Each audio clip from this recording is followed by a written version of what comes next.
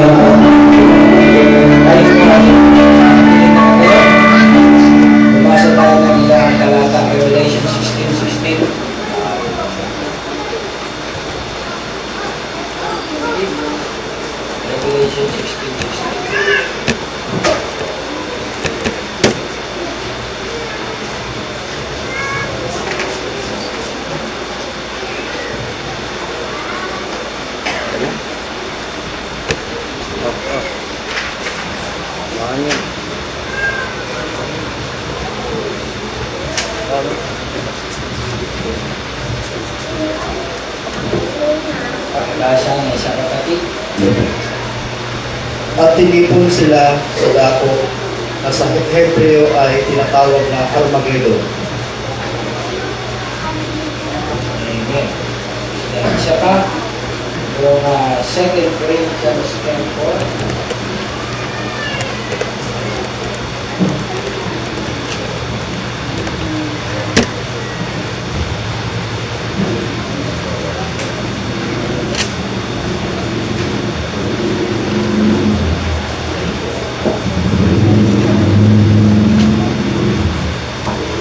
Ito ang sinasabi.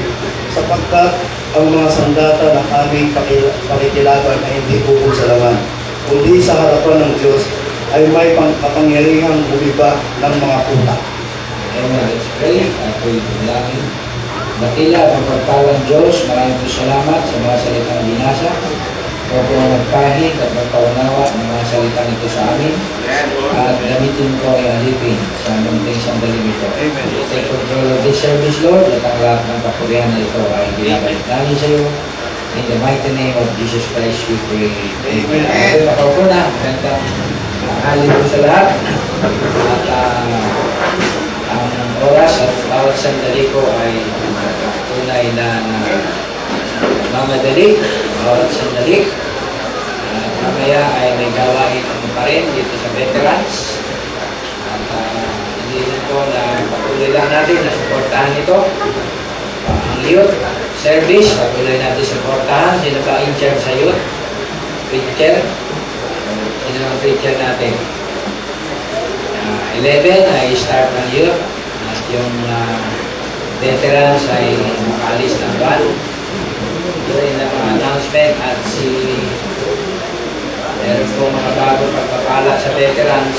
Meron silang monthly and mixer, speaker. Kaya siguro maganda ang paligid service doon mamaya. Kaya yung po mga sasama ay lang. At kailangan doon musicians. Diba? At sasama po, napakalaga talaga merong mga musicians para maging part tayo ng support ron. Papatotoo, pupunta po tayo ron, ay titingin-tingin lang po tayo, ay wala po tayong bahagi. Kailangan din ay kumanda tayo, patotoo, mawin. Diba, yun ay kaya na po mamaya. Hanggang maaga po, malaman na, ilan nasama para yung sasakyan na gagamitin, malaman kung Highlander lang o Jeep. So, God bless you all. So, tuloy po tayo sa ating paksa. Nasaan na yung ating scriptures? Sa Revelation 16. Yan, basta. 16. Okay, and he gathered them together into a place called in the Hebrew tongue Armageddon. Verse 15. Sabi na, behold, I come as a thief. Blessed is she that watcheth and keepeth his garment, that she walk naked, and they see his shame. So before the battle, ay meron po ng tinatawag na thief in the night. No? Saan natin lalagay ang thief in the night? Ang thief in the night ay before ng Third World War. Diba? Bago maganap yung 3.5 years, meron po ng thief in the night. Yung thief in the night, kasi darating, hindi niya ipapaalam. Diba, hindi niya i-broadcast sa lahat. Pwede ba niya sabihin, mamayang gabi, atake ako bantay kayo. Ano yung pelikula? Pelikula, meron ganun. Pero sa totoong buhay, lahat po ng mga thief, di ba? Na sumasalakay sa gabi, hindi nagsasabi. Pero merong isang spiritual na thief, di ba, na kung saan ay mapalad ka kung mahuli mo. Diba? Sabi sa proverb, mapalad ang makakahuli sa magnanakaw, kapag isasahuli na makapitong huli. Diba, mga bagay na kanyang ninakaw. So, sino yung magnanakaw na yung nahuli? Si Kristo. Spiritually speaking, ibabalik niya sa iyo ng sevenfold ang lahat ng nawala sa iyo. Meron pong meaning, di ba, yung mga kataga. Di ba, na sevenfold ay 7 seals. Di ba? Tapos na ikaw ay napagnakawan sa church ages, nawala sa iyo mga bagay-bagay. Di ba? Tinago, hidden things. Kung mabantayan mo ang pagparito ng ating Panginoon, ikalawang pagparito, mapalad. Dahil merong reward na sevenfold, di ba? Na ibabalik sa iyo, makapitong ulit. So, before na dumating itong third war o Battle of Armageddon, ay meron mo ng tinatawag na thief in the night. Nasa ating tema, the Great Battle of Armageddon. Text natin, Revelation 16. Yan po ang mismo na third war. Battle of Armageddon ay third war. Okay? Tatlong pagkabang. Now, the word Armageddon, Armageddon, of Hebrew origin, meron po siyang meaning. Okay? Tinawag siyang dahil.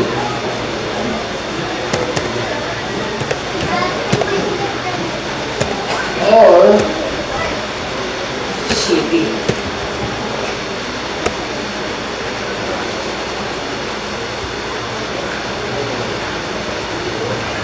Hill or city of Megiddo, Revelation 16.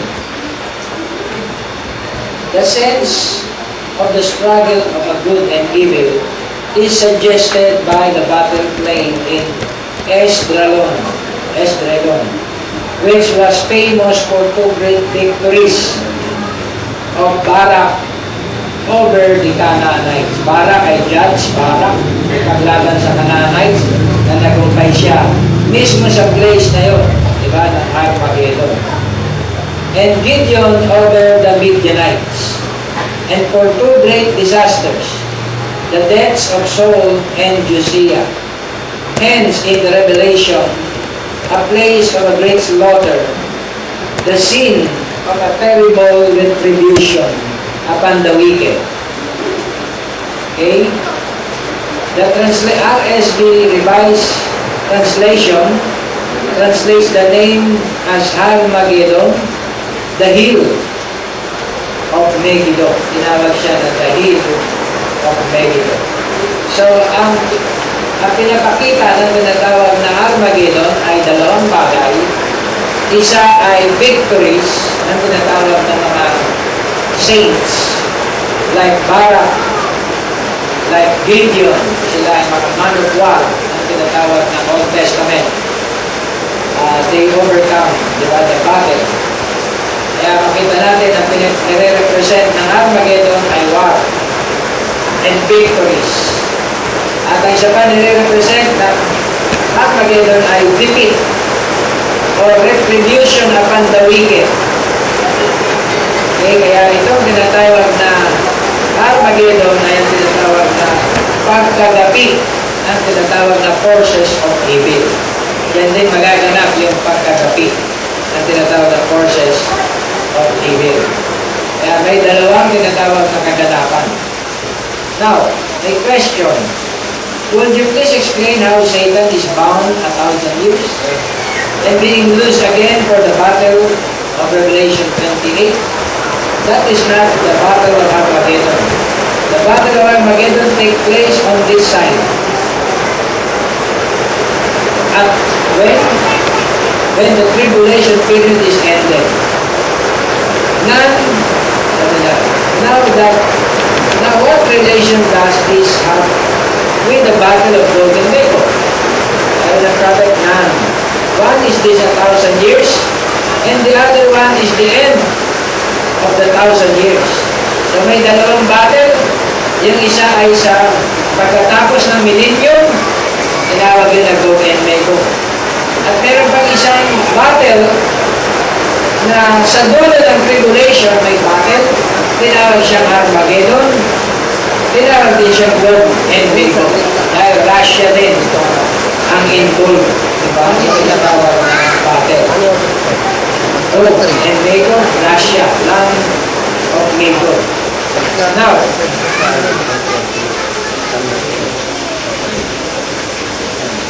as mentioned in the fourth seal, will Gog and Magog be gathered from people on the earth? Satan was loosed out of his prison and went to gather all the people, the wicked, to bring them to this place. And God rained fire and brimstone out of heaven, and they were consumed. Two battles altogether, magkaiba. Isa ay before millennium, isa ay after millennium. Ay dalawang battle. I hope nakuha niyo. We have had many great battles, spiritual battles, many great B-days or victory days that the church has had. I mean the church, the body of Christ. I'm not talking about the organization system. I'm talking about the body of Christ, the body of believers down through the ages has had many great B-days.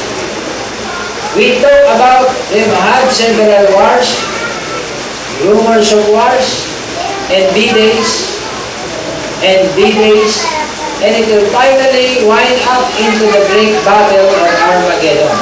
That will be the last of it. When she comes to the battle of Armageddon, that will settle the whole thing. Yun na po, mga kapatid, ang tinatawag na final war. Just before the great millennium, bago dumating ang 1,000 taon pag-ari ni Kristo, Armageddon is to clean off the earth. She requires herself with his atomic blowing and the volcanic ash, dalawa pala yun, and tin sinks. They soak blood of men upon the earth, and sin and crime. She sinks beneath the earth. The volcanic breaks out again and renews and cleanses the earth for the great millennium. He cleansed His church during that time for a people to live here. Even I say, I like that. Yes, sir. There is coming a time that will be a break. So yung tinatawag na Armageddon ay cleansing. Right? It will, sabi rito, purifies. She purifies herself with this atomic blowing and the volcanic ash. Dalawa pong bagay, mga kapatid, ang kaganapan. Sa time po ng 3.5 years, sa Great Tribulation, ay meron pong tinatawag na dalawang bagay na magaganap. Ang isa ay ang nature, ang isa ay tinatawag na cause of man. Yung isa, mga kapatid, ay natural na tinatawag na pag-purify sa earth. May magaganap na volcanic eruption, earthquake, sa time na yan. And at the same time, meron pang magaganap na war. At yun yung tinatawag na third war. Okay? Pagdating ng rapture, mag-start ng rapture,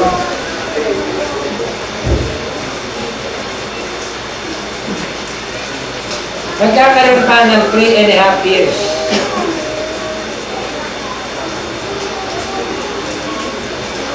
Bago dumating yung third war.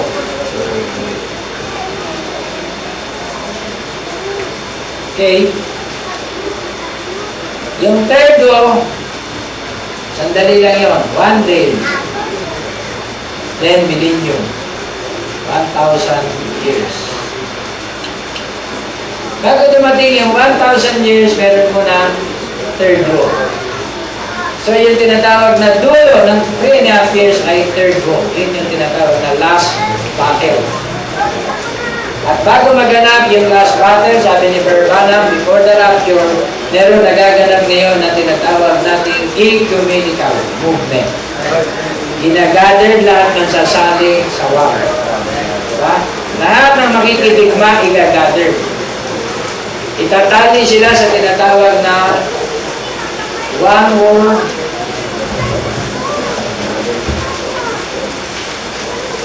religion and one world government. Under ng one world government, one world religion, kasama dyan ang WCC, NCC, at yung tinatawag na denominational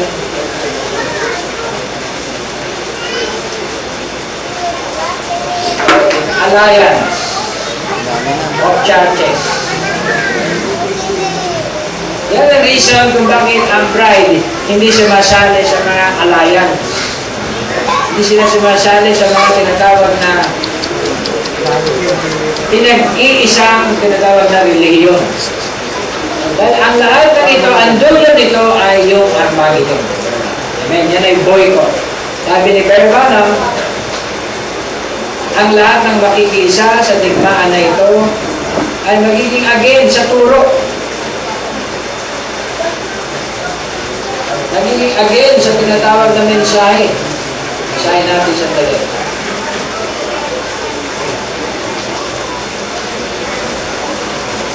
Sabi rin niya rito, they are right now uniting. Nagkakaisa na sila. He said, Brother Branham, is that true? They are coming to the battle of Armageddon. Nagkakaisa na ngayon, nagpo-form na. Exactly what they will do, see? And they are uniting for that right now. That's why we got the UN and everything we have. The Western world uniting against the Eastern world, communism and so forth, it's all uniting together. The churches are uniting together. Everything seems to be uniting themselves together. We see that. Diba? Sa end time, meron na si Brother Branham, uniting time at the end time. Lahat na magkakaparehas sa mga espiritu at pag-uugali, pag-iisip. Diba? Espiritu ng pagiging politikero, pag-iisahin na. Kasi mapopurify yung bride eh. Diba? Wala mananatili na bride na nasa espiritu ng tinatawag na mundo. Hihihiwa na yan. Diba? Iba yung necessary, iba yung sa church. Kaya walang bride, mga kapatid, na politikero. Isa-separate. Walang bride din, mga kapatid, na hireling. Lahat ng hireling mawawala sa body. Kasi hindi sila tutubo, hindi sila kikita sa body, walang pera, walang business. So matatrap sila dito sa mga grupong ito ng tinatawag na ecumenical. Yung boss ni Ariel, nagpipinance, mga kapatid, sa mga churches sa simbahan. Ito, kaya nila i-finance mo. Pero magpapamember ang church niya sa amin. Umbrella na namin kayo. Pero ipipinance namin kayo. Kagrupo nila, sila Eddie Villanueva. Yung mga financer na mga tinatawag na mga malalaking simbahan, nagkaisa-isa yung mga mayayaman. Diba? Kaya pininance nila yung mga churches na magpapa-umbrella sa kanila.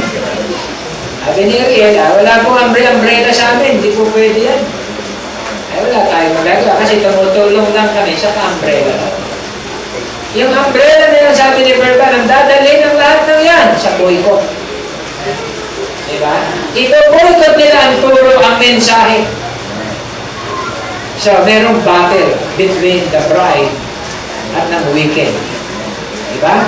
Kaya makita po natin dito, sabi ganun dito, uniting against the Eastern world, the communities and so forth, it's all uniting. The churches are uniting together. Everything seems to be uniting themselves together. We see that also while all this uniting of the nation, these signs, national signs, we see out here in the world, earthquakes in diverse places, different things uniting, bringing the world together, pinag-iisa lahat. Bringing the people together, all of the churches together, all these things, and while all this unitings being going on, there is another uniting going on. Amen. And that's what I want to point to you. Mayroong isang uniting din na nagaganap, bukod yan sa uniting na yan, yung uniting na yon sa rapture. Uniting, di ba, dito sa body of Christ. Uniting under one mystery. Diba? One revelation, one faith, one Lord, one baptism. Pero nagaganap ng pagkakaisa. Eh pag nagpa-identify ka doon sa body na yun, sabi nila sa'yo, kulto. Diba? One God teaching nyo, kulto kayo. Naniwala kayo sa prophet, kulto. Iba-brand nila mga kapatid ang fruit na kulto. Kaya magaganap ang uniting. At kailangan mo magpa-identify. Sa time ng tinatawag na World War, kapag ikaw isang nasyon, wala kang paksyon, kawawa ka. Dudurugin ka ng mga bansa, di ba? Nagaya ng Iraq, di ba? Yung mga bansa na yan, di ba? Di ba? Yung mga hindi tumagri sa tinatawag nating alliance, ang tinatawag na mundo. Kawawa. So, hindi magiging kawawa kasi ang alliance natin kay Christ.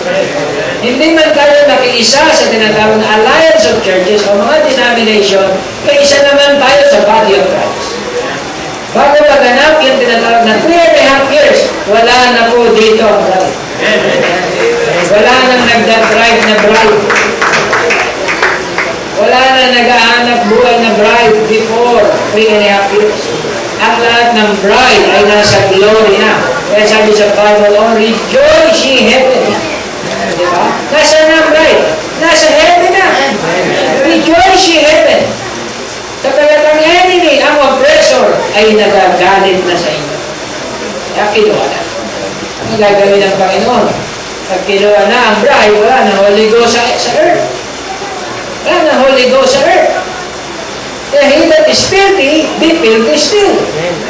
Wala na po mga human rights sa time na yan. Kinuha na ang Holy Ghost kasama ang bride. Kasi ang magpapaangat sa bride, Holy Ghost. Ang Holy Ghost ay Word. Kapag kinuha na ang pumipigil sa Antikristo, siya ay mahayag na ang man of sin. Siya pumipigil sa Antikristo ay ang Holy Ghost ang bride.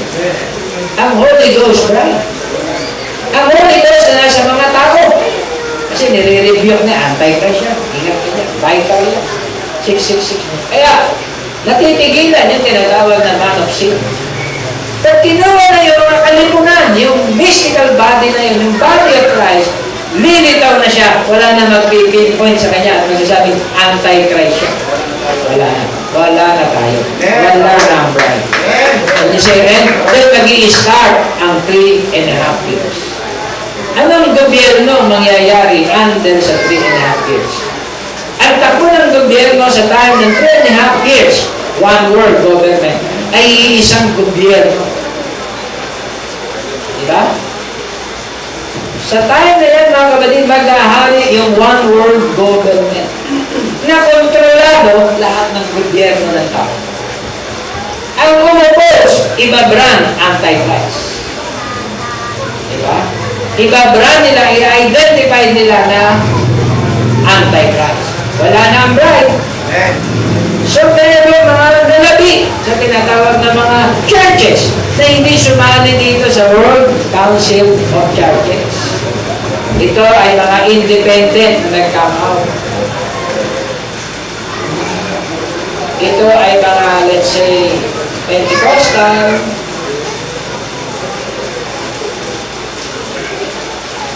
o iba pa mga religions, diba? Na hanggang ngayon, ang pananaw nila, ang Antichrist ay yung ang Antichrist ay tinatawag na RCC.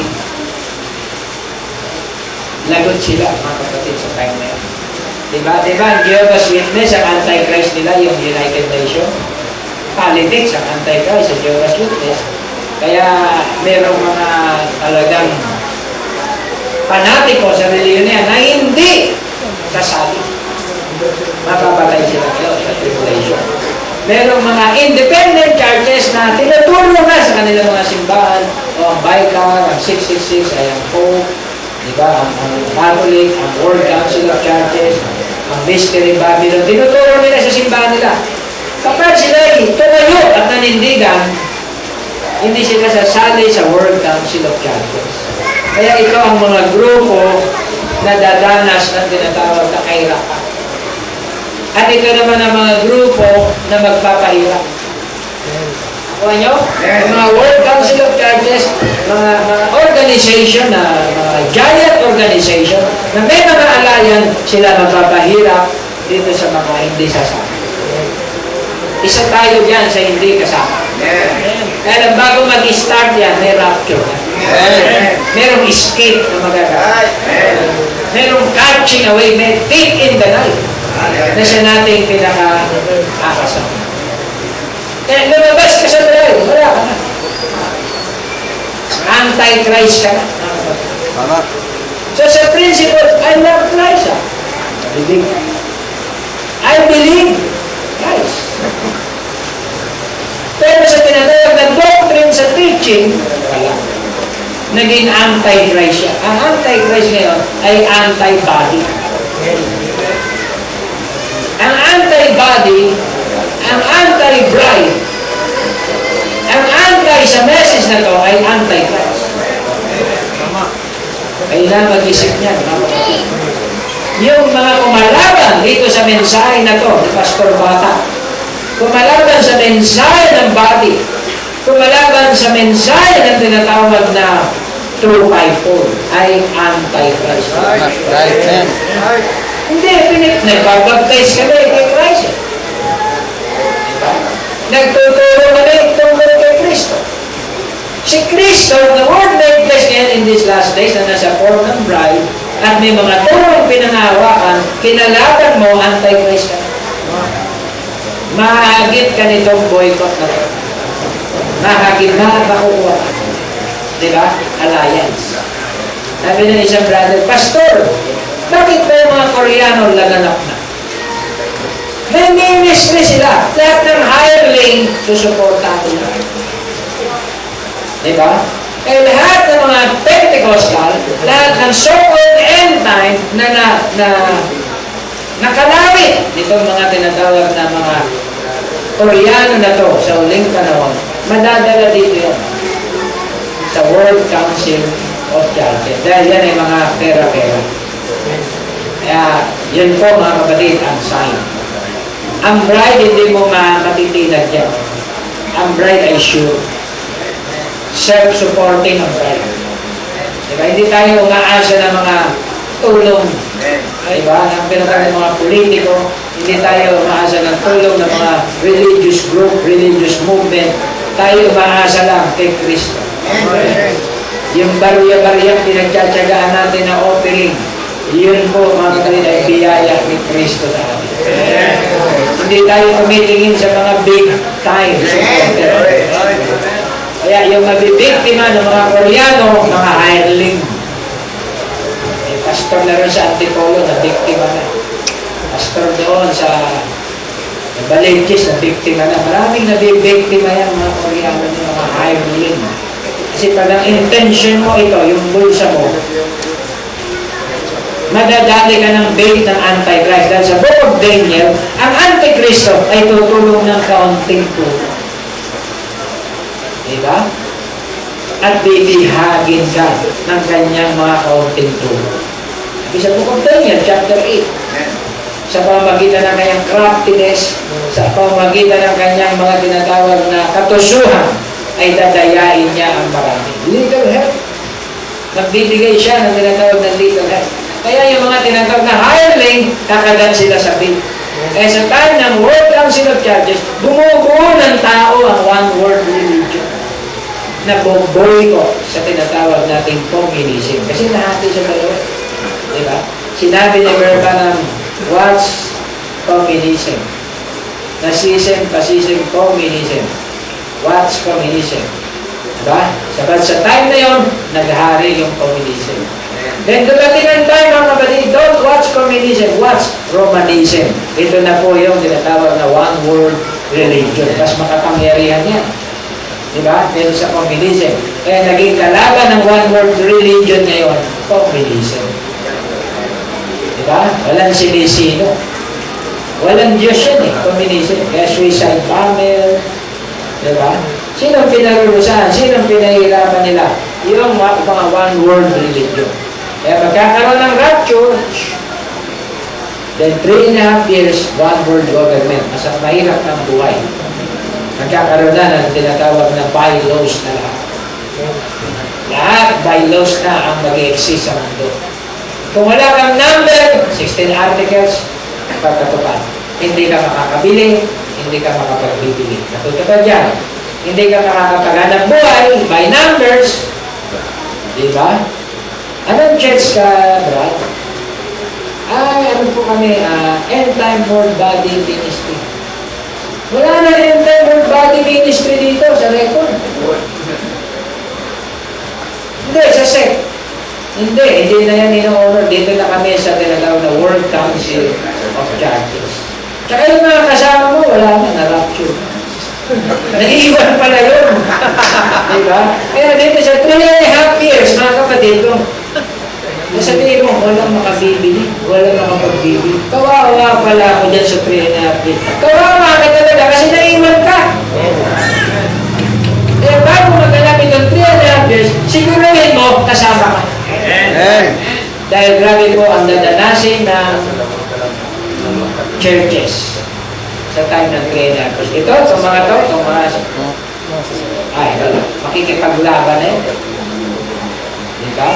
Grabe na po ang digmaan yan. Political war, civil war. Kasi mag-aaklas na sila eh. Sa kagipitan na dinadanas nila. Diba? Kaya magulo ang mundo sa loob ng 3.5 years. At yung dulo niyan, yun ang nuclear. Yun ang Armageddon. Diba? Kaya sabi diyan sa Revelation, magmamarcha sila. Patungo doon sa tinatawag na Bali. Lalakbay sila ron. Lahat nasasama dito ay kailangan makidigma. Diba? Kailangan i-express mo ang yung right hand of fellowship. Pwede ba hindi kami sasama sa digmaan dahil malayo? O sige, padala na lang kayong pera dito.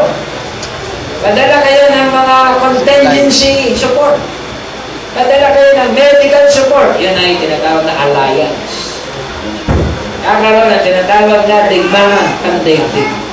Mag-gather diyan. Ilang faksyon? Allied. At kasama ang mga World Council of Churches. Communism. At ng grupong communist. Country, sama-sama yan. Magdidigma yan, mga kapatid. At yan ang tinatawag na Third World War. Yan ang tinatawag na ikatlong pagkaw. Kung dagnang kang buhay, sa panahon na yan, ay magiging ases ka. Ases, alabok. Diba? Sa pamamagitan ng nuclear. Kaya sabi ni Berga, everything will be killed before the millennium. Everything on earth ay magiging ashes before the millennium. Noon, hindi ko makita-kita yun. Parang may remnant pa yata. Yan ang nakikita ko nun. Pero every time na binabasa ko ang quote, at ang Bible, everything will be killed. Malakay 3. Magiging ashes sa paanan ng bride, ng righteous, ng lahat ng wicked. So, walang matitira. Can you say amen? Walang malalabit. Oh, glory to God. Kaya kailangan magpa-identify ka sa time na yan. Hindi ko pwedeng gigit na. Diba? Kailangan magpa-identify ka sa mensahe. Kaya bago maganap itong rapture, tiyakin mo hindi ka kabilang sa institution na yan. Sabi dito sa message, then, to gather them on their mixed-colored horses, mixed-colored power. He is gathering this thing together and mixed with creeds and denominations, man-made doctrines. Is that right? Sure. A mixed color of the dead, pale horse of the world. That's right. Mixed colors of the dead. Worldly form of the pale horse.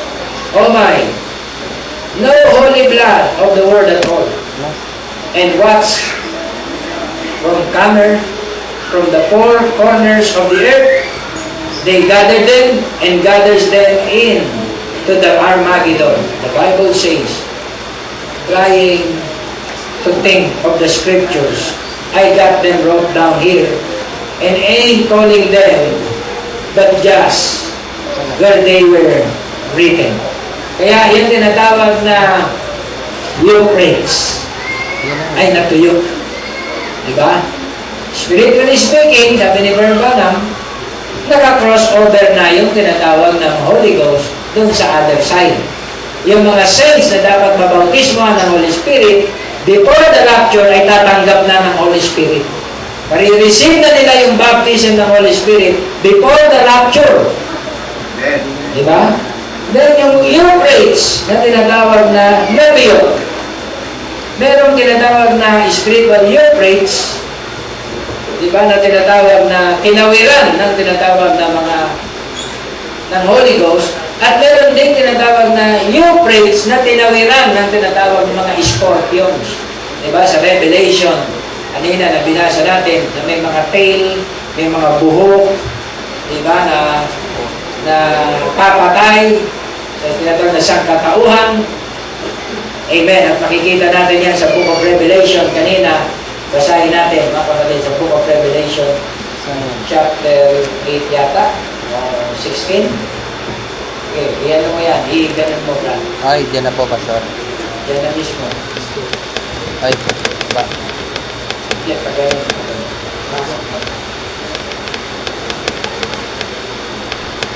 Okay, wait, dito sa 16. For they are the spirit of devils working miracles, which go forth unto the kings of the earth, yan na yun, alliance of nations, and of the world, to gather them to battle of the great day of God Almighty. Diba ba? And I saw three unclean spirits like frogs. Sabi ni Berbana, ito ang Trinitarianism. Ito ang spirit ng tinatawag na Trinitarian doctrine. Ang banner nito ay Trinity. They come out of the mouth of the dragon. Sino ba yung dragon? Si Lucifer. And out of the mouth of the beast. Sino ba yung beast? Yung 666. Diba? And out of the mouth of the false prophet. Sino ba yung false prophet? Yung Pope. Diba? Kino-confess nila, Trinity. Yung beast, Trinity. Yung Diablo, Trinity rin. You say amen? Three unclean spirit. Lahat na magiging kaisa nila sa pananaw na yan ay ma-umbrella sa kanila. Ihanda nila sa isang digmaan. Sige, verse 12. And the sixth angel poured out his vial upon the great river Euphrates, and the water thereof was dried up, that the way of the kings of the east might be prepared. Okay, so meron nang tinatawag na kings of the east. Sabi ni Berbana, di ba, ano yung tinutukoy niyang kings of the east? Yung mga tinatawag nating Asian. Di ba? Kasama dyan ang tinatawag na Russia. Kings of the east. Di ba? Six angel, yan yung mga communist group. Tatawid sila sa Euphrates, papunta doon sa tinatawag na place na tinatawag nating Battle of Armageddon. Sige, tuloy. Six angel. Ganun pa ulit, baba. And blaspheme the God of heaven because of their pains and their sores, and repented not of their deeds. And the fifth angel poured out his vial upon the seat of the beast, and his kingdom was full of darkness, and they know their tongue for pain. And men were scorched with great heat, and blasphemed the name of God, which had power over the flames, and they repented not to give him glory. And the fourth angel poured out his vial upon the sun, and power was given unto him to scorch men with fire. So yung po mga vials, mga kapatid, poured out sa time ng tinatawag na 3.5 years. May vials. Yung vials ng tinatawag na trumpets, merong pinagsama-sama sa time ng 3.5 years. Pinagsama-sama yan. Para parusahan ang sangkatauhan. Oh, glory to God. I believe with all my heart, ang bride ay hindi makakasama dyan sa tinatawag na lugar na yan. Now, don't get missed this. When this great battle started on earth, there had to be a mutual meeting place. And there had to be a place selected for the battle to begin. And for the battle to rage. And that battle begin in the human mind. That is where the battle starts. The human mind was chosen for the place of the battle, where it was begin, and that is because that is decision are made from the mind, the head. Yung battle sa heaven, mga kapatid, hindi po nagsumabog, nawasak, at talagang nagkagulo-gulo doon sa langit. Hindi po. Yung battle sa heaven, mga kapatid, ay parang senado. Yung battle sa heaven, mga kapatid, ay merong kabilang paksyon, may kabilang paksyon. Ano ba yun? Yun ay debate. Yun ay reasoning. Yun ay doktrina doon sa heaven. Diba? Nagkaroon ng contest sa heaven. Sa pamamagitan ng reasoning. Yung battle na naganap sa heaven ay battle sa pamamagitan ng spiritual battle. Ano mga kapatid? So, no, hindi magkasundo at ayaw mag-concede ng grupo ni Lucifer. Nag-walk out. Okay, ganun pala. Ganito pala, tingin nyo sa amin, ayaw na namin, aalis na kami. Tinapon sila dito sa lupa. At niruin ni Satan, ni Lucifer ang earth. Di ba? Yung naganap na battle sa heaven, hindi po itakan, hindi karnalan na battle dahil heaven is spiritual. Ang naganap sa heaven ay parang senado, discussion, parang debate, nang wala ng place sila sa heaven. Oh, quorum na. Majority pa rin, bride. Angels ni Michael ang nagwagi. Nag-walk out si Lucifer. Tinapon dito sa lupa. Kaya nag-start ulit ang war sa Garden of Eden. Tinaya si Eva sa kanyang human mind. So pagdating din dito sa lupa, mga kapatid, ang bride hindi hahawak ng baril para patayin yung mga anti-Christ. Hindi po. Meron isang tinatawag na ministro na nandito sa korte, ang bride daw ay talaga mangiitak. Lalaban ng patayan sa Armageddon, bababa daw. Merong sword si Kristo sa bibig. Yung sword sa bibig, yan ipangiitak sa mga kalaban. Hindi po magaganap ang tinatawag na natural war between bride and the wicked. Ang natural war ay magaganap sa tinatawag na nations. At saka dito sa mga tinatawag nating nominal churches. Magaganap ang tinatawag na natural war between one world government and the communists and the Muslim side. Doon magkakaroon ng talagang labanan sa loob ng 3.5 years. Diba? Atayan doon, civil war, lahat, magulo. Pero ang bride, hindi bababa, sasali. Kasi may teaching ako narinig, bababa daw nakakabayo, sasali daw, aking eke. Aking amaray, babaril ako. Hindi po, mga kapatid. Ang bride ay glorified. Can you say amen? Ang ating pakikibaka, mga kapatid, ay nagaganap sa pamamagitan ng spiritual warfare. Diba? Nagaganap na ang war ngayon against dito sa tinatawag na one world government. Binabakbakan na natin ito. Diba? Binabakbakan na natin itong sistema na ito. Nagsisimula na. Diba? Ang war. At ang bride ay nagpapa-identify sa isang tubo. Then may tatayo. Makikipag-debate, makikipag-discuss. May nagaganap na mga kapatid na discussion. Dahil sa 3.5 years, wala na tayo niyan. Diba? Kaya sa time na tinatawag na battle, anointing na lang ng bride ang mananatili sa earth. Sa ilang mga tao na nabigyan natin ng mga puro, ng mga aral ito. Uy, sabi ni Pastor, no? Pastor Bata, ang anti-Christ ko, manggagaling sa Vatican. Sa United Nations, hindi kami sasali. Yung anointing na yun, na naiwan sa mga tao, yun ang magkakos ng tinatawag na war. Can you say amen? Sabi din ni Verbanam doon, hate communism. Diba? Hate Romanism. Because one of this day, ang communism ay mag-rise para maging God's tool for judgment. Hindi natin kinakampihan yan. Dahil hindi tayo involved sa politics. Tinatayuan lang natin, sinabi ni Verba na one of this day, merong isang puwersang tatayo para bungguin ang tinatawag na alliance of countries and churches. At yun ang communism. Magra-rise in power. Kasi kung wala magra-rise in power, walang God's tool for judgment. Diba? Kagaya sa Israel. Anong nangyari? Nagdudumi na ang Israelita sa kalikuan.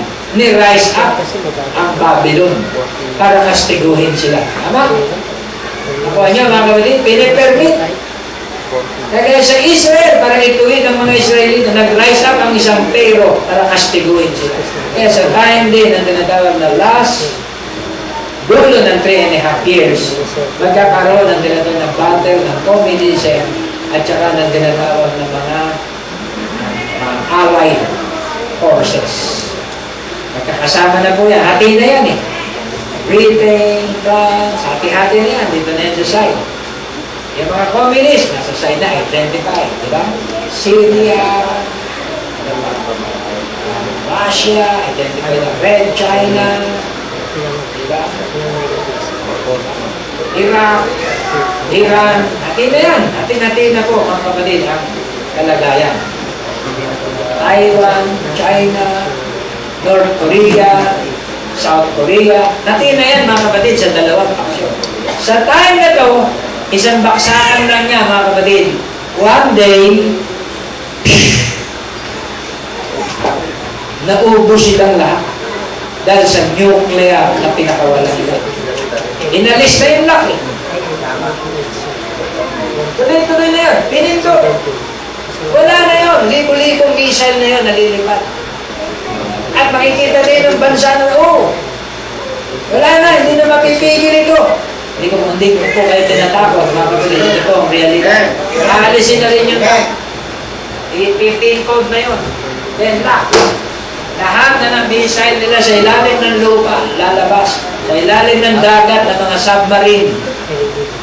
Ano po mangyayari sa Earth? In one day, ang Earth ay magiging chaos. Wala matitira, mga kapatid. Dahil yun na usapin eh. Hindi na bari lang ito. Ito. Wakasan na natin. Once and for all. North Korea versus South Korea. Missile. Diba? Russia versus America. Missile. China versus America. Japan versus North Korea. Maglalaban na. Lahat sila may missile.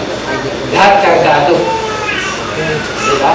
Parang sa probinsya. Parang mga probinsya, yung mga tao, lahat karga mo. Anong karga mo? Shotgun. Ikaw, AK. Sa time na yun na hindi baril ang mga kargado ng mga bansa. Ang karga ng mga bansa, nuclear, plutonium bomb, nuclear bomb, hydrogen bomb, lahat ng bomb ilalabas sa Earth. Ay, ang Earth nadanas ng third birthdays. Walang malabi kahit buto ng santol. Sunog, mga kapatid ng Earth. Imagine ang tinatawag na radiation. Kahit 40 years na may radiation pa sa Earth. Pero dahil merong millennial day, di ba? In one day din, lilinisin natin. Pagbaba ng plate, ang tutugtungan mo, ashes. Volcanic ashes ng mga weekend. Isa na doon yung mga nagpahirap sa ating mga senador. Apakan natin yun sa ulo. Ang kongresista nagpahirap. Diba? Yung milyon sana na pork barrel nasa mga Pinoy. Napunta mga kapatid sa mga politiko. Apakan natin. Sa time ng 1,000 years, sabi sa Malakay 3, sila'y magiging ashes under the soles of our feet. At ang bride ay magre-reign for 1,000 years. Pero bago yun, may third book. The third book, come net quickly. Parang sa pelikula. Ganun pala yun. May lock pala yun. Ipipin mo. Ang presidente lang ng Amerika may hawak ng presidente lang ng mga bansa may hawak ng book. Pag yun na, na-type na, may naalisin na yung wala na ititira doon na missile. Lahat yun, lalabas na yun. Automatic na yun, nakaset na yun eh. Nakaset na yun sa mga bansa. Diba? Yung iba, ang titirahin yung mga satellite. Diba? Para nasira yung tinatawag na control. Pagtingin mo sa mundo yun, mga kapatid, ay parang umaapoy. Diba? Yung buong lumipad ka, tinignan mo yung itsura ng Earth. Siyempre, lahat yun. Magbabalot ng tinatawag ng nuclear. Pati living things sa dagat, patay. Pati living things sa lupa, lahat ng living things, patay. Everything will be killed. Eh, saan natin ilalagak ang ating pag-asa? Diba? Doomsday preppers, patay din, walang pagtataguan. Hindi bali na, makatabla lang, pastor. Ang doomsday prepper, tinuturuan yung mga bata, paano nawag ng training, paano makipag-battle. Dahil magkakagulo na daw ang mundo. Sa time yan, ang 3.5 years, wala na tayo. Wala kang dapat ipagpakakit. pag-alala. Diba? Sa Amerika, pinagdahandaan nila yan. Yung 3.5 years na. Pinagdahandaan. Then, ang dulo din nun, wipe out. Nuclear, yung radiation nun, pag gumagano pa. Diba? Pag tinamaan lahat ng electronics, electricity, lahat ng cellphone, sira, lahat ng mga computer box ng mga sasakyan, sira lahat yan. Diba? Kahit malayong milya ka, abutin ka nun. Pag inabot ka ng pressure na yun, lusaw ka. Yung mga salamin, mga bote, lusaw. Bakal, lusaw. Lahat na madaanan ng nuclear na yun, papantay yun lahat. Then, ang radiation nun, maiiwan dun sa lupa. Sa Hiroshima, yung mga tao na abo. Yun na sa pinakamalayong lugar, naglalakad, nasa mukha. Naghahanap ng tubig, para mga zombie. Yung mga pelikulang zombie, makikita niyo mangyayari isang araw. Ang mga tao lalakad sa radiation. Then, tas makamatay. Everything will be killed on earth. So, bago mangyari yan, tiyakin natin may token tayo. Tiyakin natin na tayo ay sealed in sa seals. Dahil ang white horse, ang na pale horse rider na mixed color ay dadaya na nagdadaya sa buong. Dadaya na nagdadaya. At ang nakatalaga para madaya ay madadaya. Ang nakatalaga para manatili sa katotohanan ay tatayo sa katotohanan. Yan pong dito na mga blessing, konting bagay na tinatangkilik natin, pang-sustain lang yan. Hindi mo pwedeng itawid yan sa millennium. May trust ka na po, Pastor, reserva para sa millennium. Hindi na po magagamit lahat yan. Dahil sa millennium lahat all natural. Hindi na kailangan doon ng ATM. Dito magkakagulo ang mga ATM automatic. Diba? Banking system, magkakagulo sa time ng 3.5 years. Pagkakanya-kanyang tao, raransakin yung bahay mo, akyat bahay lahat. Survival. Ganun, nakita na kayo ganyang pelikula. Agawan yun. Ayoko nang makita at ganasin natin ang ganyang bagay. Kaya mga tao doon, sa Amerika, yung doomsday, naghahanda sila. May mga perimeter na sila. May mga storage na sila ng kompleto, langis, gasolina, lahat na, pagkain, for years. I-store sila. Manood kayo ng National Geographic. Dahil alam nila magaganap to, 3.5 years. Pag pinasok mo yung perimeter nila, raratratin ka nila. Nakabantay sila sa kanilang perimeter. Pag hindi ka nagpa-identify, nakilala ka nila, raratratin ka nila. Magaganap po yan, mga kapatid. Kaya dito po, ang ini-invest natin yung spiritual investment. Pinalalalim natin, pinagtitibay natin yung ating relationship sa mensahe at kay Kristo. Pinalalago natin yung ating kaalaman sa kabahayan. Dahil dito po, walang pag-aasa. Lahat ng ari-arian mo before the rapture, ikaw confiscate. Wala ka namang number eh. Sasakyan mo, may rehistro ba yan? Identified ba yan? World Council of Churches. Wala, ang dala, property, bahay, wala. Parang dark ages lang.